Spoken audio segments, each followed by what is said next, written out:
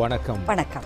இலங்கையில் பல விருதுகளை வென்ற முன்னோடி அலைவரிசையின் இரவு 7 மணி தேசிய தொலைக்காட்சியின் பிரதான தமிழ் செய்தி ஒலிபரப்போடு இணைந்திருக்கும் நாம் ரஞ்சனி. ஏபிஎம் நிஸ்ரீன். முதலில் தலைப்புச் செய்திகள்.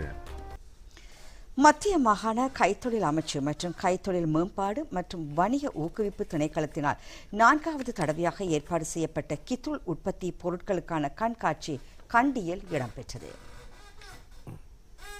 கித்துள் உற்பத்தி பொருட்களின் கண்காட்சி 2025 பிரதம அதிதியாக மத்திய மாகாண ஆளுநர் பேராசிரியர் SBS அபேகோன் கலந்து சிறப்பித்தார்.